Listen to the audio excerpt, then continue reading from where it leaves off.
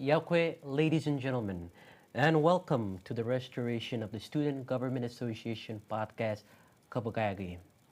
My name is Wilmer Joel, the Student Government Association President, and I'll be your host. A special kamolol to Faith Lanui, to Yuli Madison, and to the SGA cohort of 2021 and the current Dean of Student Success who founded this podcast. The podcast aimed to connect students and the college community by providing a platform for open discussion and insightful conversation.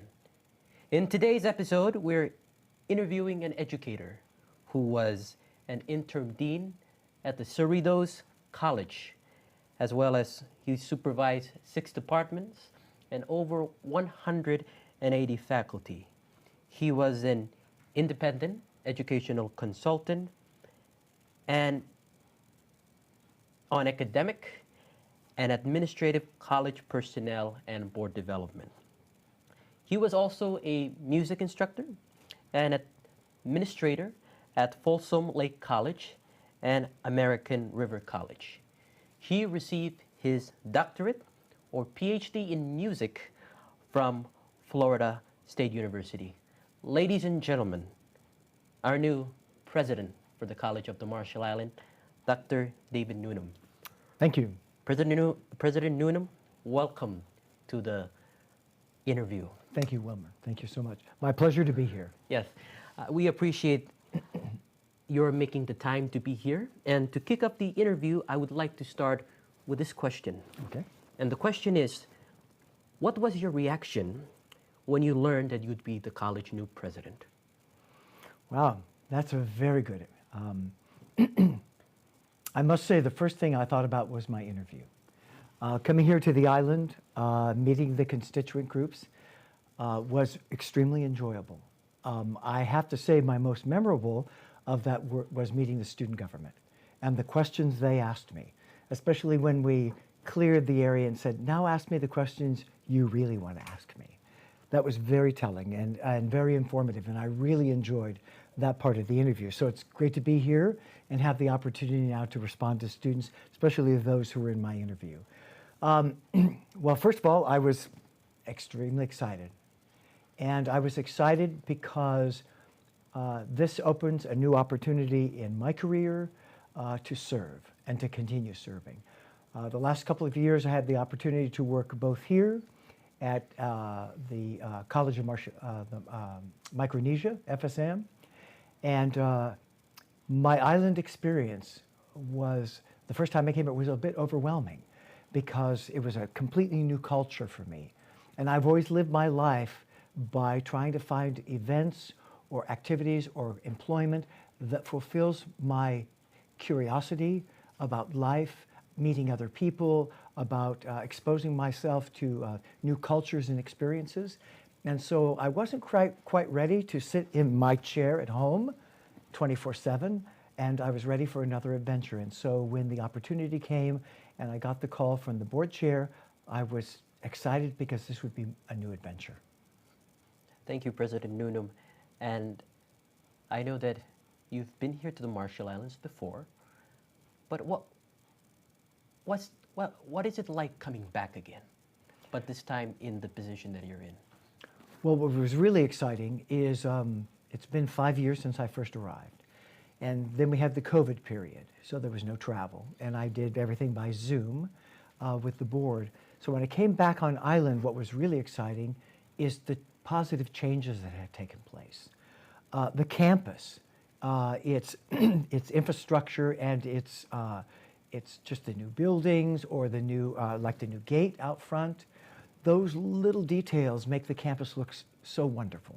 The expansion of the Iraq campus, seeing how prosperity has come to the island the last couple of years, I noticed that there were new buildings, that I saw more people going about, more cars, which would suggest to be better prosperity.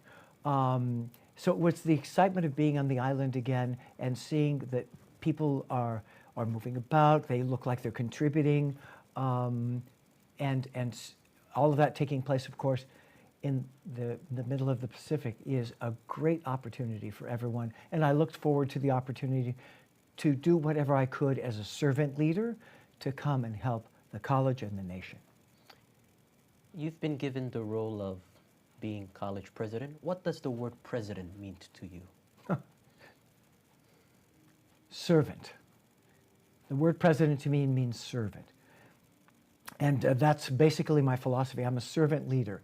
What does that mean? My leading is by serving. And so the college president is a role that I take as bringing everyone together. In other words, the board asked me to take the oar and guide the canoe.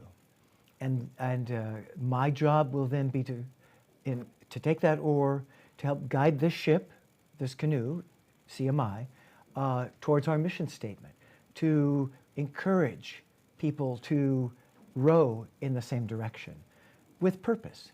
And we have our mission statement, we have our values statement, we have our vision statement.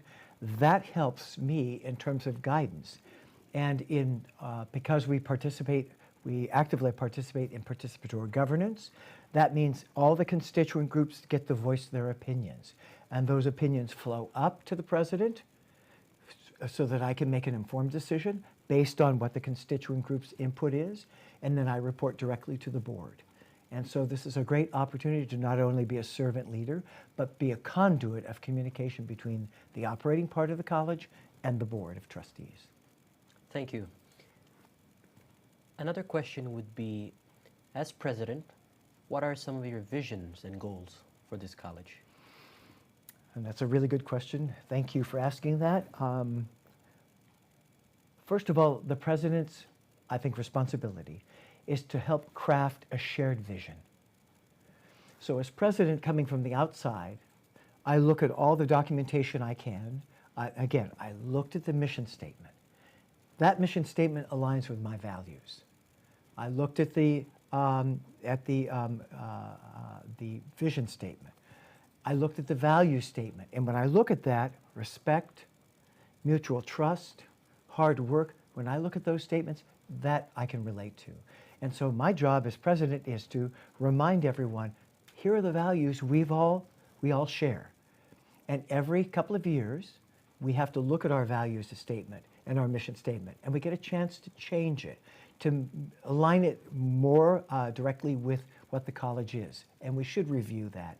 But that helps guide me. And so when I look at that information and then come on campus, I already know how decisions really are guided. It's the mission statement, the value statement. That guides my decision making. And we've all agreed that that's going to be I call it the North Star. So we're paddling our canoe towards the North Star, which is our mission statement. And as president, I'm the conduit. I help facilitate that. That's my role. Thank you, President Newnham. Another question would be, given your musical background, probably you've been given this question before, but some student would be concerned or have this question of, how can a person who has musical experience lead the college? What is your response to that? Wow. These are great questions, by the way. Yeah. And that's a legitimate question. People say, well, you weren't a math major, or you weren't a business major, and those are certainly important disciplines. Music, it gave me a little bit of an advantage, and that is because I am and was a conductor. So the conductor's role is, first of all, to not change the voices in the organization. In other words, I don't want a violin to sound like a tuba, and I don't want a clarinet to sound like a cello. Each comes with their individual voices, and those voices need to be heard, but in a way that values their contribution. And my role is just like the oar, to help guide everyone based on the score, which is the score is our mission statement, our value statement, our vision statement is in the score. And my job is to interpret that and help everybody understand, this time the violins get to play forte. They get to play out loud. This time the clarinets get to, and the violins play less, because the score dictates that and lets us know. And I'm reading the score and conducting to create this massive cacophony of sound to move in one direction. I don't demand, I don't tell people what to do.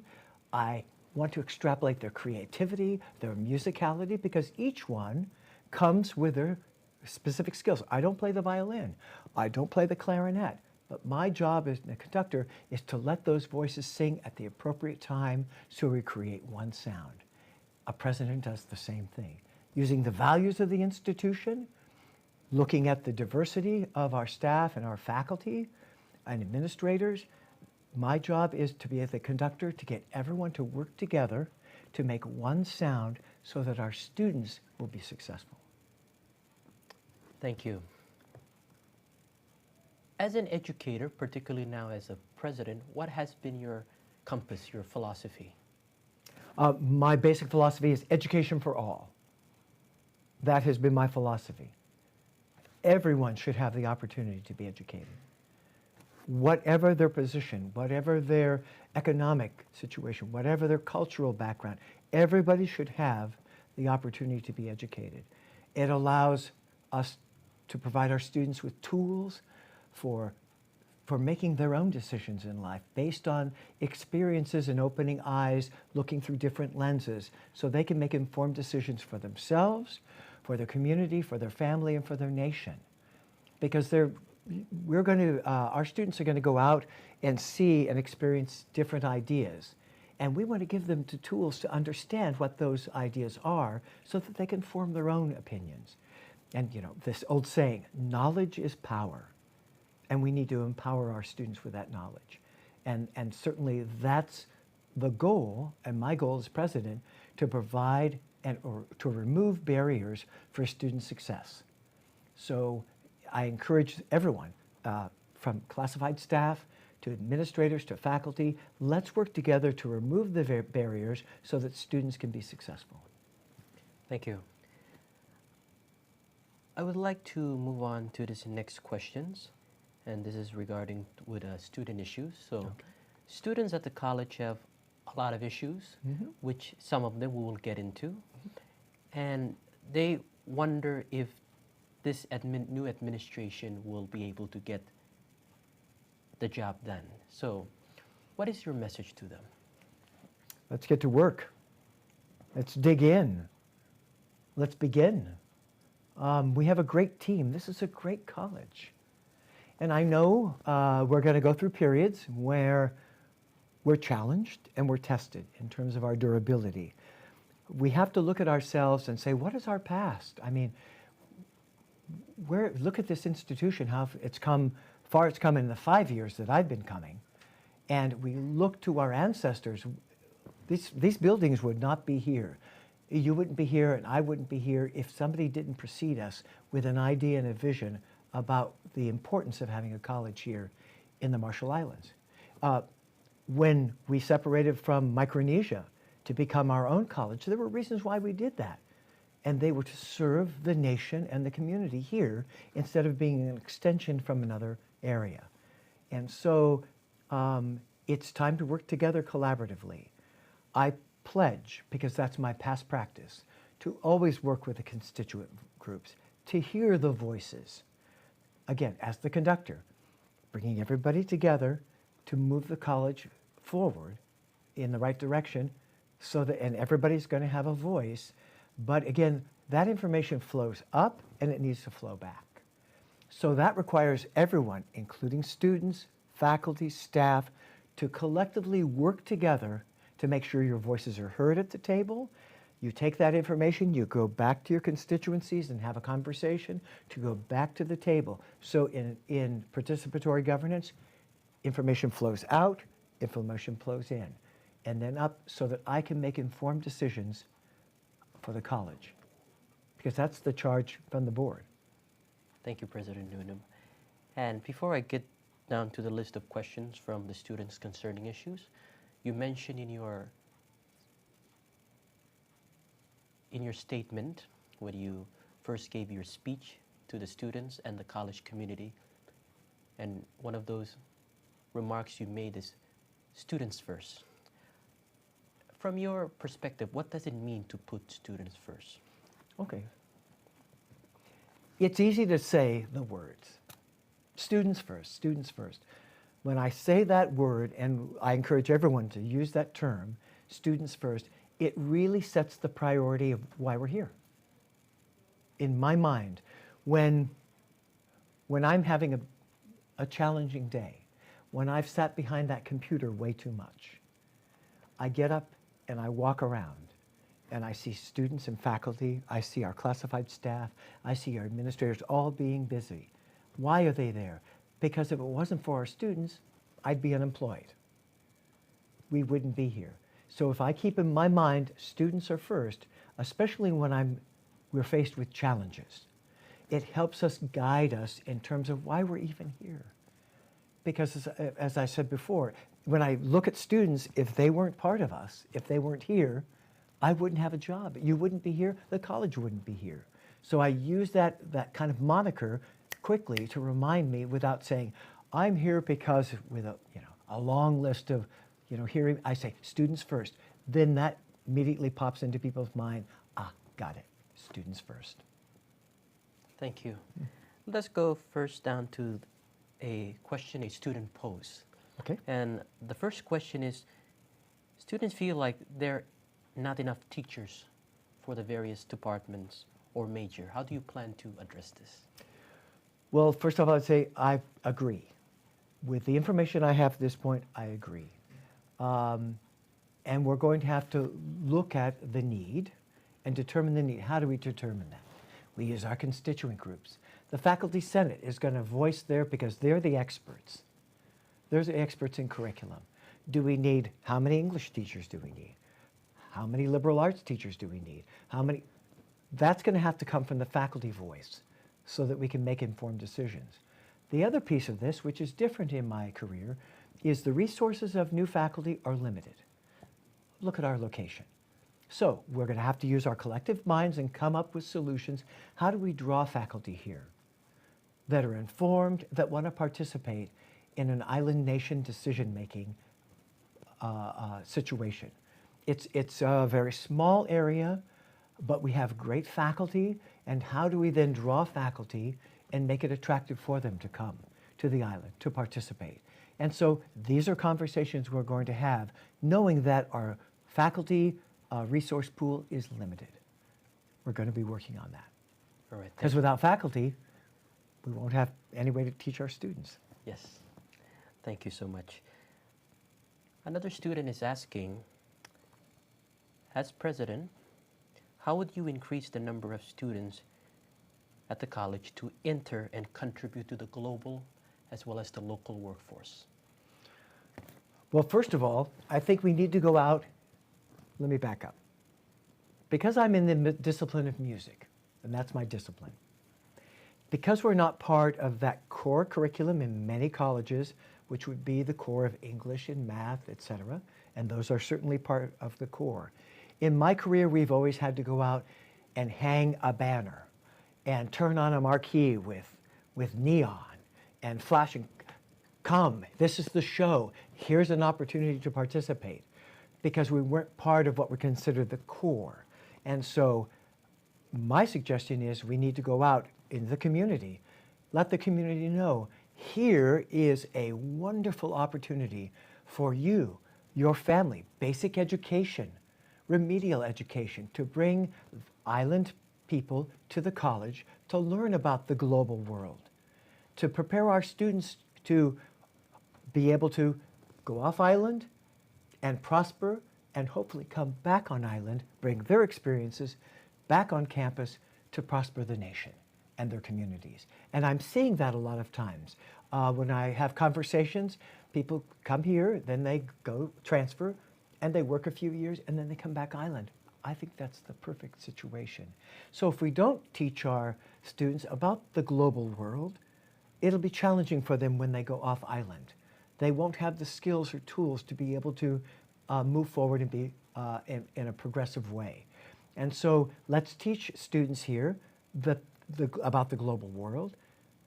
Let's give them tools and lenses to look through. Let them go out, experience the world, further their education, and then come back and contribute to the success of this beautiful island nation.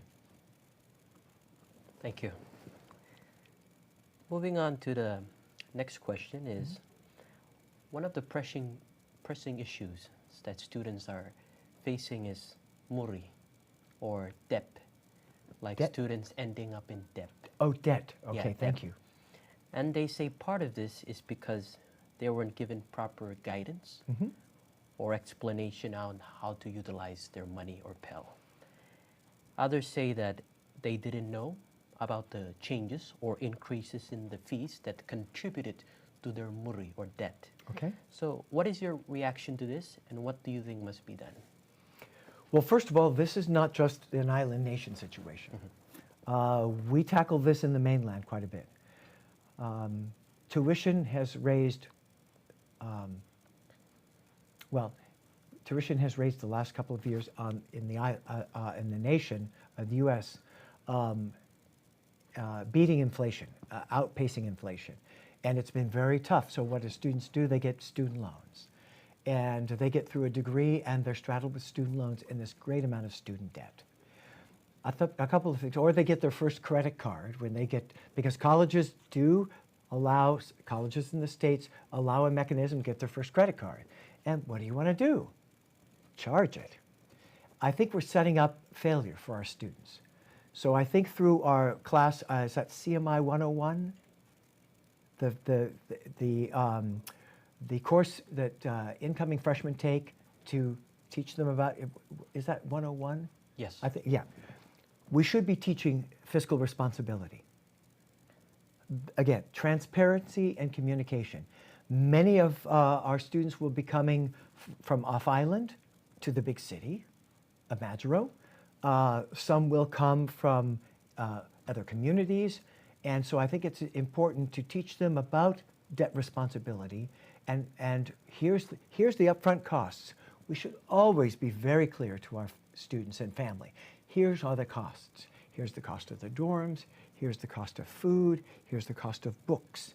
And then students should be empowered with decision making on here's how much money I have. Here's how much money it'll cost me. Here's how much money I'll need to spend on food and other things, enjoyment. So I think that should be probably embedded in that first year experience or first semester experience for our students. And again, we need to be very transparent and very clear so students understand that there's a possibility you could overspend. But let students make that decision based on the information they have. Let's not hide anything or have hidden charges or debt. It needs to be out there very clearly. And I'll work with the team to help clarify that. But again, I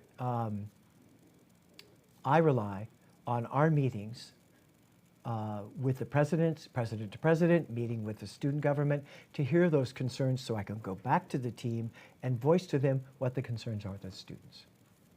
Thank you, President Noonan, for that response. And another question students also pose and raise is on the issue of facility maintenance, as well as keeping our campus clean in regards to littering and stuff like beetle nut. What do you think we should do in regards to these issues? Well, in the States, and I'm from California, it wasn't beetle nut, it was Copenhagen. And so it's a very similar situation, so I'm aware of that. So what do? It's a two-way street. And I mean that in that we have a responsibility to provide safe, clean environment for our students. Students should want to come because they feel safe. They're attracted by our nice buildings and the nice facilities, et cetera.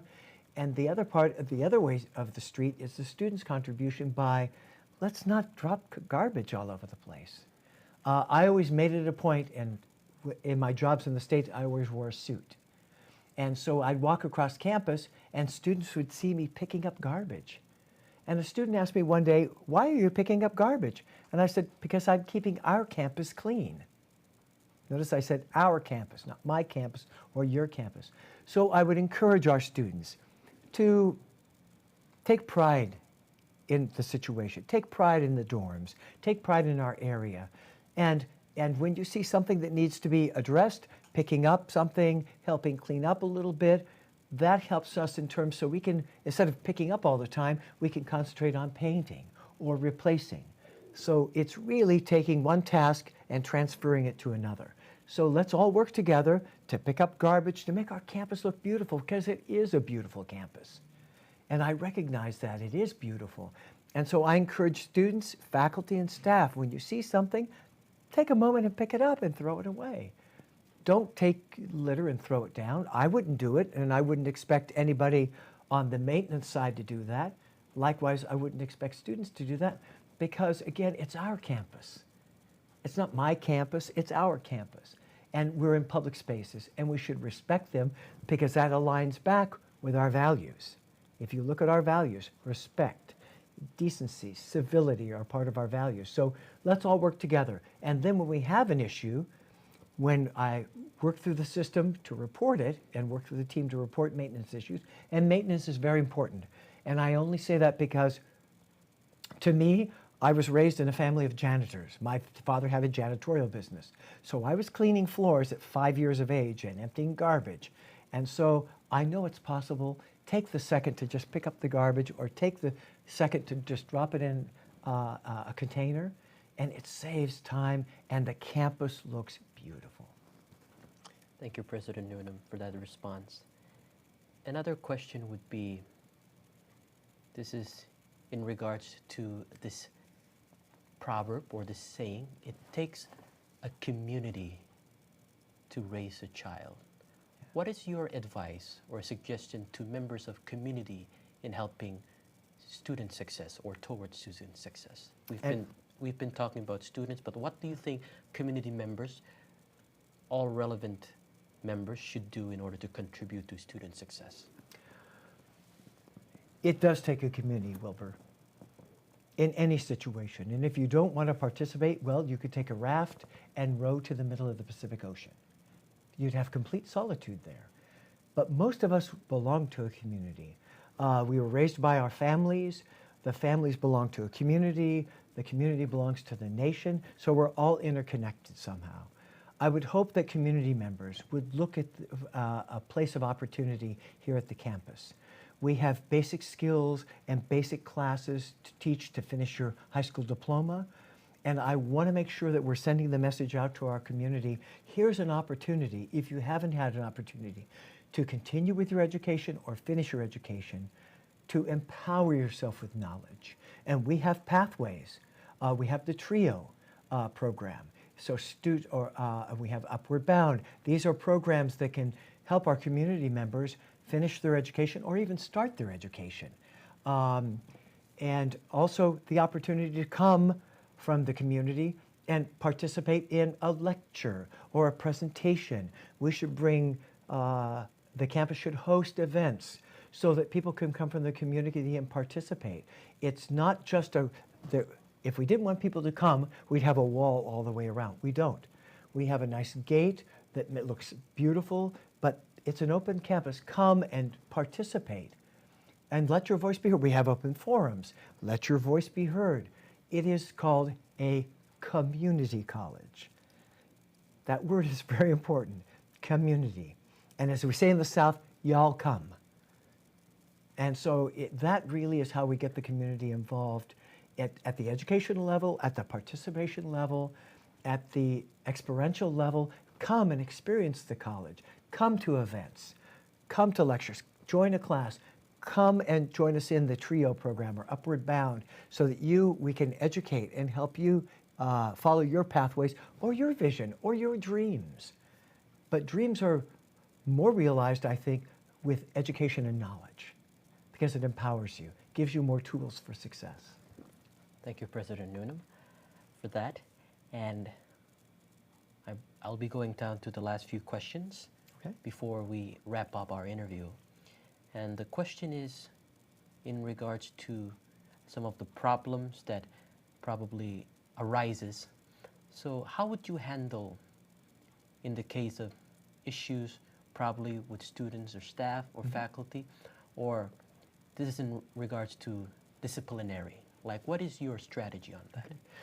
Well, actually, it really has less to do with my strategy. I do have a strategy, but we've created processes. student complaints, faculty or staff complaints. And we've created processes because we're required by that in ACCJC. Our accreditation looks at that standard.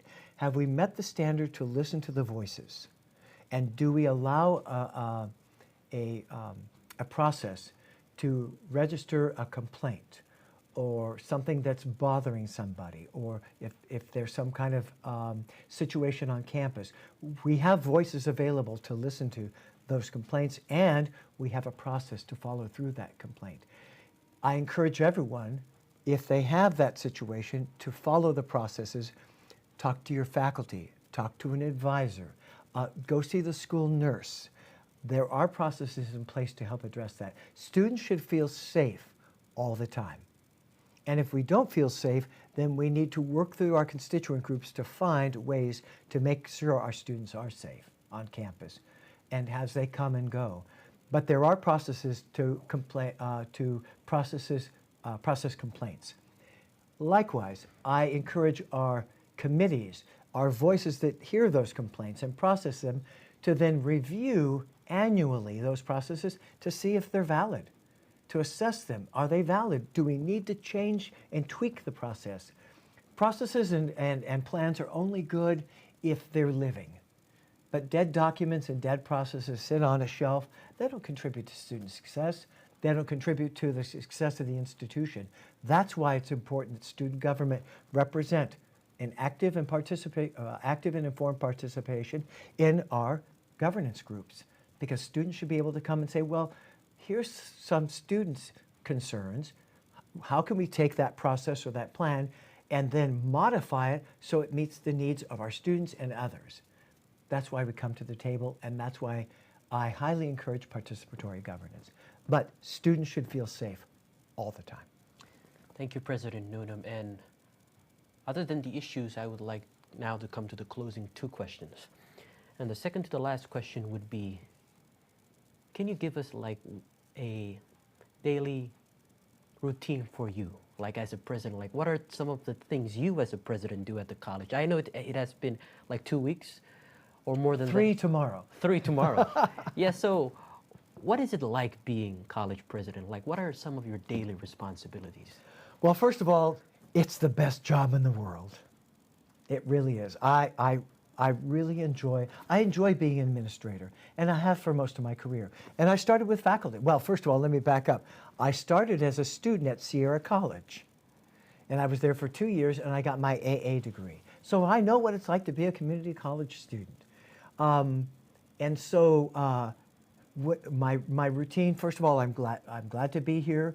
First of all, when you're president, just like your faculty or students, you probably have this reel rolling in the back of your head of college concerns or college celebration. And for me, it kind of goes 24/7 because I enjoy my work. And so with that in mind, what do? I'll get up in the morning and I'm thinking about the day. What's the schedule like? And fortunately, I have Kelly, and she's very helpful because one, she speaks Marshallese, and that's very helpful, and I'm learning slowly but surely. But she handles my schedule, so I communicate with Kelly. What's my schedule like? And I'm thinking about and I like to go prepared, so I like to prepare and look at the agendas, the schedules. I enjoy meeting and going out and celebrating. I fortunately, just this week, I attended the STEM camp. I was amazed at the number of students that participated during a time where they could have taken off, and faculty could have said, I don't want to work this week, but they showed up, and they had a successful camp. The very next day, I showed up for a celebration of our brand new maritime certificate completers. They're completing this program. They're going to go out on a ship for the next 2 months, and then they're going to come back and finish their certificate. The first group, men and women, are going. Today, to celebration of World Food, I went out and saw our Iraq campus and our land grant campus with providing vegetables and growing plants and talking about, Susanna, our weaver, was there talking about weaving. Our nurse was there to take blood pressure. It's creating this community. As you said, it takes a community. So as president, I'm here to celebrate, and we were at PAC this week. So there's an opportunity to represent the college in front of the government and talk about the things we do, our challenges, the things we're going to work on together. It was a full week. And this weekend, what will I do? I'll take an opportunity to catch up on all the things I didn't do all week. And take time for myself, walking, looking out an ocean. I'm so lucky. I get to power walk, and I get to look out at thousands of miles of ocean. And it's beautiful environmental changes. So that's the life of a president for me. It's I'm here and committed, and it's a kind of a 24/7 job, but I like it, and I'm fortunate to be here. Thank you, President Noonan, for that. And for the final question, I'll have to go deeper into this one. As president, those before you and those who will come after you, they're here for a short number of time. Mm-hmm. So as president for your tenure, what kind of a legacy do you want to leave behind CMI after you're done being president? Well, in 3 weeks' time,